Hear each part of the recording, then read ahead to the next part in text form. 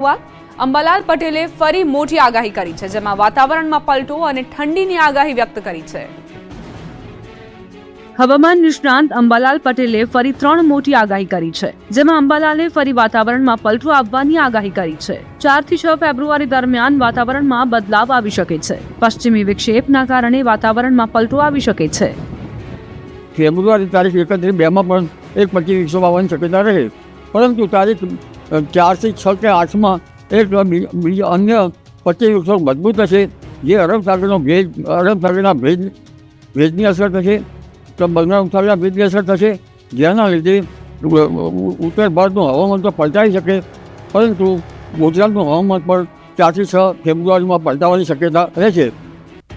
તો ખેડૂતો માટે પડ્યા પર પાટા સમાન આગાહી કરાઈ છે. વાતાવરણમાં પલટા બાદ પાકમાં રોગચાળો આવવાના સંકેત આપ્યા છે. ખેડૂતોને પાક સંરક્ષણના પગલાં લેવા સૂચન કર્યું.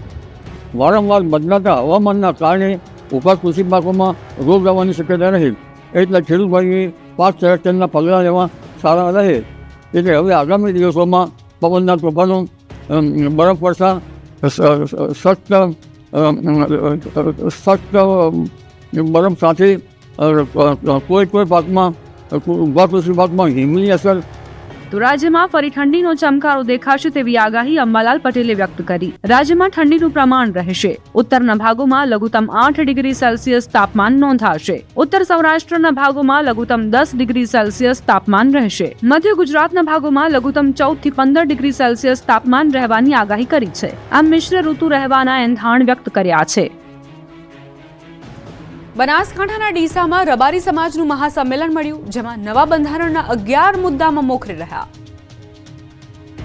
બનાસકાંઠાના ડીસા તાલુકાના શમશેરપુરા ખાતે રબારી સમાજનું ઐતિહાસિક મહાસંમેલન મળ્યું. આ મહાસંમેલન સમાજના અગ્રણી અને ધાનેરાના ધારાસભ્ય માવજીભાઈ દેસાઈના નેતૃત્વમાં યોજાયું હતું, જેમાં હજારોની સંખ્યામાં ઉમટેલા સમાજજનો અને મહિલાઓની ઉપસ્થિતિમાં સમાજના સર્વાંગી ઉત્થાન અને કુરિવાજોના નિર્મૂલન માટે 11 મુદ્દાઓનું નવું સામાજિક બંધારણ ઘડવામાં આવ્યું છે. આ સંમેલન માત્ર એક મેળાવડો નહીં, પરંતુ રબારી સમાજની આવતીકાલને ઉજ્જવળ બનાવવાનો એક મક્કમ નિર્ધાર સાબિત થયો છે. નવા બંધારણના 11 મુદ્દાઓ. ખોડો ભરવાની પરંપરા સાદગીથી રાખવી. દેખાદેખી અને ફાજલ ખર્ચ બંધ કરવો. દીકરી દીકરા વચ્ચે ભેદભાવ નહીં. સીમિત રકમ અને સાદું ભોજન રાખવું. સગાઈમાં મર્યાદિત રકમ સિવાય કોઈ ભેટ, દાગીના કે વાહન નહીં. ફક્ત નજીકના સગા હાજર રહી અને કાર્યક્રમ સાદગીથી કરવો. લગ્નમાં વૈભવ, ડીજે, ફટાકડા અને ફાજલ ખર્ચ પર પ્રતિબંધ મૂકવો. મર્યાદિત મહેમાનો, સાદું ભોજન અને શિક્ષણ ફંડ માટે સહયોગ પ્રોત્સાહિત કરવા. મામેરા મોસાળમાં નક્કી મર્યાદા મુજબ જ રકમ આપવી. ઓઢામણ પ્રથા બંધ કરવી. ભવ્યતા નહીં, સાદગી રાખી વધારાની માંગ ટાળવી. આણું ફક્ત 2 વ્યક્તિએ જવું અને 1100 રૂપિયાથી વધુ ઓઢામણ નહીં આપવું. કપડાં, દાગીના કે ભેટ આપવી નહીં. બીજું લગ્ન પણ સાદગીથી કરવું. છૂટાછેડા પહેલા સમાજ સમિતિમાં રજૂ કરી સમાધાન કરવાનો પ્રયાસ કરવો. બાળકો અને મિલકતનો ન્યાયસંગત નિર્ણય અને દંડનો ભાગ શિક્ષણ ફંડમાં નાખવો. દીકરા દીકરી બંનેને સમાન અને ઉચ્ચ શિક્ષણ આપવું ફરજિયાત. હોશિયાર વિદ્યાર્થીઓને માર્ગદર્શન અને સહાય આપવા પ્રોત્સાહન. દરેક તાલુકામાં સમૂહલગ્ન યોજી ખર્ચ અને સમય બચાવવો. સમૂહલગ્ન બાદ અલગ જમણવાર નહીં અને ફાજલ ખર્ચ ટાળવો. સમાજના તમામ પ્રસંગોમાં દારૂ, નશો અને સિગરેટ પર સંપૂર્ણ પ્રતિબંધ. સમાજને વ્યસન મુક્ત બનાવવા સર્વેનો સંકલ્પ. મરણ પ્રસંગે સાદગી, હલકું ભોજન અને અનાવશ્યક ખર્ચ નહીં. શ્રદ્ધાંજલિની રકમ શિક્ષણ ફંડમાં જમા કરી સમય મર્યાદાનું પાલન. હવન અને અન્ય ધાર્મિક ક્રિયા સાદગીપૂર્વક કરવી. પ્લાસ્ટિક, થર્મોકોલ ટાળી સ્ટીલ અથવા માટીના કપ વાપરવા.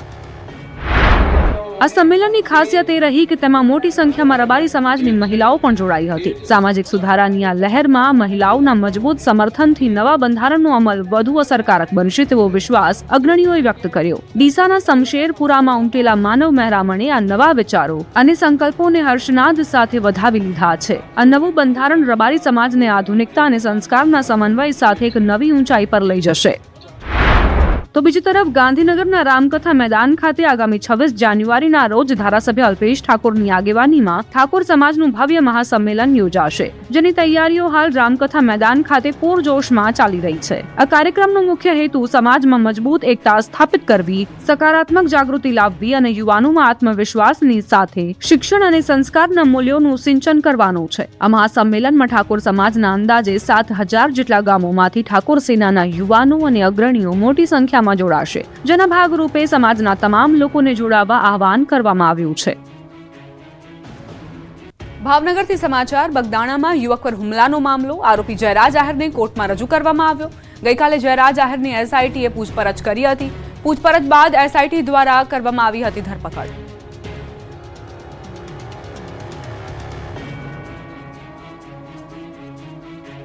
અમદાવાદમાંથી ઝડપાયો 12.50 કરોડનો 12 કિલો 400 ગ્રામ હાઇબ્રિડ ગાંજો.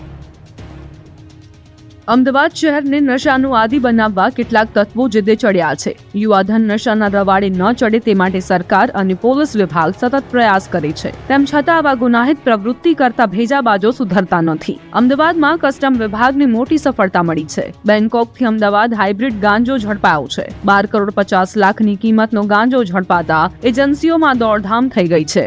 ગાંજો લાવનારા 4 લોકોની હાલ તો પોલીસે ધરપકડ કરી લીધી છે. બેંકોકથી વાયા કુલાલાલપુર થઈને મલેશિયા એરલાઇન્સમાં આ નશાના સોદાગરો આવ્યા હતા. 3 આરોપીઓ પંજાબ અને 1 આરોપી વડોદરાનો રહેવાસી છે. અજય પાંડે, સંદીપ રોની, મનપ્રીતની ધરપકડ કરવામાં આવી છે. આ ગાંજો કોને આપવાનો હતો? આ નશાના કારોબારમાં કોણ કોણ સંડોવાયેલ છે? આ પહેલા પણ શું ગાંજાની ખેપ મારી છે કે નહીં? આટલી મોટી માત્રામાં ગાંજો લાવવાનો ઉદ્દેશ્ય શું? આવા અનેક સવાલો હાલ ઉભા છે. આ નશાના કારોબારમાં પોલીસ અવનવા ખુલાસા કરે તો નવાઈ નહીં. કઠલાલમાં બુટલેગરે પોલીસને ફેંક્યો પડકાર. એક વિડીયોમાં બુટલેગર નોટ ઉડાડતો દેખાયો. ખેડાના કઠલાલના દારૂકાંડના મુખ્ય આરોપી પિન્ટુ ઉર્ફે પ્રતિક ડાભીનો રૂપિયા ઉડાવતો વિડીયો વાયરલ થયો. કઠલાલના ગાર્ડવેલમાં 1 કરોડથી વધુના દારૂના કટિંગ વખતે પકડાયેલો પિન્ટુ અગાઉ પોલીસ જાપ્તામાંથી ફરાર થઈ ગયો હતો, જે બાદ તેની પોલીસે કપડવંજથી ધરપકડ કરી હતી અને 2 દિવસ પહેલા જ કોર્ટે તેને જામીન આપતા તે હાલ બહાર છે. આ વાયરલ વિડીયોમાં તેની સાથે કઠલાલ તાલુકા પંચાયતના કારોબારી અધ્યક્ષ શ્રવણ ડાભી પણ રૂપિયા ઉડાવતા જોવા મળી રહ્યા છે, જેઓ અગાઉ જમીન પચાવી પાડવાના વિવાદોમાં પણ આવી ચૂક્યા છે. આ ઘટના પરથી સાબિત થાય છે કે આવા રીઢા ગુનેગારોમાં પોલીસની કોઈ ધાક દેખાતી નથી. મોટા મોટા ગુનાઓ આચર્યા બાદ આવા ગુનેગારો પોલીસની સામે ચેલેન્જ ફેંકે છે, ત્યારે આવા તત્વો સામે પોલીસે કડક કાર્યવાહીનું શસ્ત્ર ઉગામવું પડશે. આ તરફ સુરતના પાંડેસરામાં અકસ્માતની 2 ઘટના બની, જેમાં 1 બાળકનું મોત થયું. પોલીસની કડક કાર્યવાહી છતાં સુરતમાં નબીરા સુધરવા તૈયાર નથી. શહેરના પાંડેસરામાં બેફામ બાઇક ચાલકે 5 વર્ષીય બાળકનો જીવ લીધો. જય મહાદેવનગરમાં 5 વર્ષીય બાળક આર્યન નિષાદ ઘર પાસે રમી રહ્યો હતો. તે સમયે બેફામ રીતે બાઇક ચલાવી આવી રહેલા બાઇક ચાલકે બાળકને કચડી નાખતા ગંભીર ઈજાઓ પહોંચી હતી. ગંભીર રીતે ઘાયલ બાળકને સારવાર માટે સિવિલ હોસ્પિટલ ખસેડવામાં આવ્યો. બાળકને સારવાર મળે તે પહેલા તબીબોએ તેને મૃત જાહેર કર્યો. પલ્સર 220 બાઇક પર 3 યુવકો સવાર હતા. 70 થી 80 ની રફતારે યુવક બાઇક ચલાવી રહ્યો હોવાની માહિતી સામે આવી છે. બાળકને કચડી 20 મીટર સુધી બાઇક ચાલકે ઢસડ્યો હતો. બાળકના મોતથી પરિવારમાં ભારે શોકની લાગણી છે. પાંડેસરા પોલીસે અકસ્માતનો ગુનો નોંધી કાર્યવાહી હાથ ધરી છે. તો સુરતના જ પાંડેસરા વિસ્તારમાં અન્ય એક હિટ એન્ડ રનની ઘટના બની, જેમાં ટ્રેક્ટર ચાલકે યુવતીને અડફેટે લીધી. મહાનગરપાલિકાના કોન્ટ્રાક્ટ પર ચાલતા ટ્રેક્ટરે ખૂબ જ બેદરકારીપૂર્વક વાહન હંકારી યુવતીને કચડી નાખી અને ચાલક ફરાર થઈ ગયો. ગંભીર રીતે ઘાયલ યુવતીને તાત્કાલિક ધોરણે નવી સિવિલ હોસ્પિટલ ખસેડાઈ છે. પાંડેસરા પોલીસે અકસ્માતની નોંધ કરી તપાસ આરંભી. સુરતમાં ઉદ્યોગપતિના ઘરે ચોરી થઈ. ચોરે પલંગ પર બેસી આરામથી ચોરીની ઘટનાને અંજામ આપી દીધો. સુરતના વરાછા વિસ્તારમાં રહેતા જાણીતા ઉદ્યોગપતિ કેયુર ખેનીના ફ્લેટમાં ચોરીની એક અજીબ ઘટના બની હતી. ચોર જ્યારે ઘરમાં ઘૂસ્યો ત્યારે તેને બિલકુલ અંદાજ નહોતો કે ઘરના ખૂણે ખૂણાથી લઈ છેક બેડરૂમ સુધી સીસીટીવી કેમેરા લગાવાયેલા છે. સામાન્ય રીતે સુરક્ષા માટે લોકો હોલ કે ગેલેરીમાં કેમેરા રાખતા હોય છે, પરંતુ અહીં ઉદ્યોગપતિની સતર્કતાના કારણે માત્ર 3 કલાકની અંદર જ સોહેલ પરમારને દબોચી લેવામાં પોલીસને સફળતા મળી હતી. 24 જાન્યુઆરીએ સવારે 8 વાગે ઉદ્યોગપતિ કેયુર ખેનીના પરિવારને ચોરી થઈ હોવાની જાણ થઈ હતી. ઉદ્યોગપતિ કેયોર ખેનીએ સીસીટીવી ફૂટેજ ચેક કરતા જોવા મળ્યું કે એક ચોર બિલકુલ ડર્યા વગર રાતના સમયે બેડરૂમમાં પ્રવેશ્યો હતો. તે જાણે પોતાના જ મકાનમાં હોય તેમ આરામથી બેડ પર બેસી ગયો હતો. બેડ પર બેસીને તેણે ચોરીના સામાનની ફંફોસણ કરી હતી. ચોરને નહોતી ખબર કે તેની આ તમામ હરકતો હાઈ ડેફિનેશન કેમેરામાં કેદ થઈ રહી છે. જે બાદ પરિવારે તાત્કાલિક વરાછા પોલીસનો સંપર્ક કર્યો હતો. ચોરીની ઘટનાને અંજામ આપતા પહેલા સોહેલ પરમારે બેડરૂમમાં મૂકેલા ભગવાન શ્રી કૃષ્ણના સુંદર સ્કેચને ફાડી નાખ્યું હતું. કદાચ સોહેલ પરમારને એમ હશે કે ભગવાનની આ તસવીર હટાવી દેવાથી તે બચી જશે, પરંતુ તે ભૂલી ગયો કે ટેકનોલોજીના જમાનામાં કેમેરાની નજર તેની દરેક હિલચાલ નોંધી રહી છે.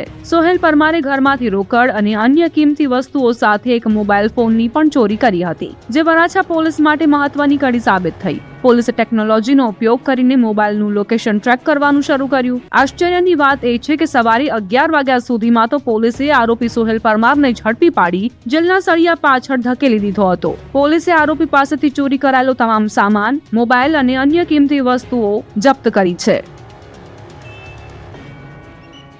રાજકોટના જેતપુરમાં એક સાથે 8 કારખાનામાં ચોરીની ઘટના બની.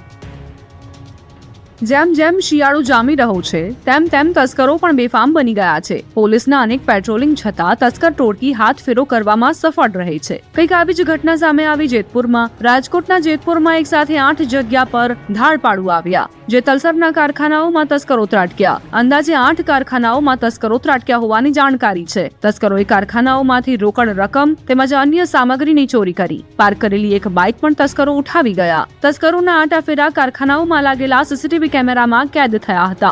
સીસીટીવી ફૂટેજના આધારે તાલુકા પોલીસ અને એલસીબીની ટીમે તપાસ શરૂ કરી છે. આમ કેમેરામાં બિંદાસ ફરતા ચોર સામે પોલીસ કોઈ નક્કર એક્શન પ્લાન ઘડે તેવી માંગ લોકોએ કરી છે. પોરબંદરમાં એક સોની વેપારીએ 19 વેપારીઓ પાસેથી સોનું જોવા લઈને બારોબાર ગીરવે મૂકી દીધું. પોરબંદરના ગાયવાડી વિસ્તારમાં પરમેશ્વરી જ્વેલર્સ ધરાવતા વિશાલ ગેડિયા નામના સોની વેપારીએ અન્ય 19 વેપારીઓ અને ગ્રાહકો જોડે 1.35 કરોડની છેતરપિંડી કરી છે. આરોપી વિશાલ ગેડિયાએ વેપારીઓ પાસેથી લીધેલું સોનું વિવિધ ફાઇનાન્સ કંપનીઓમાં ગીરવે મૂકી નાણાં મેળવી લીધા હતા, પરંતુ આર્થિક સંકળામણના કારણે તેણે ગત 3 જાન્યુઆરીના રોજ આત્મહત્યા કરી લીધી હતી. જે બાદ મેહુલ લોઢિયા નામના વેપારીએ આ અંગેની ફરિયાદ નોંધાવી હતી. ફરિયાદ બાદ પોલીસે તપાસ હાથ ધરી છે અને ગીરવે મુકાયેલું સોનું કબજે કરી કાયદેસરની કાર્યવાહી શરૂ કરી છે. આ સાથે પોલીસે અન્ય ભોગ બનનાર લોકોને પણ સંપર્ક કરવા અપીલ કરી છે. વિશાલના પિતા કોરોના કાળમાં અવસાન પામ્યા હતા. બાદમાં વિશાલે ફૂલેકુ ફેરવી આપઘાત કરી લેતા પરિવારમાં તેની માતા, પત્ની અને બાળકો જ રહ્યા છે. શિકારી ખુદ શિકાર બની ગયો. વલસાડના ઉમરગામમાં દીપડો તારની વાડમાં ફસાઈ ગયો. વલસાડના ઉમરગામ અને મહારાષ્ટ્રની હદ પર આવેલા મહારાષ્ટ્રના બોરડી ગામમાં એક દીપડો તારની વાડમાં ફસાયો. મુખ્ય રસ્તા પર જ આવેલી એક વાડીની તારની વાડમાંથી પસાર થતા સમયે દીપડો ફસાઈ ગયો હતો.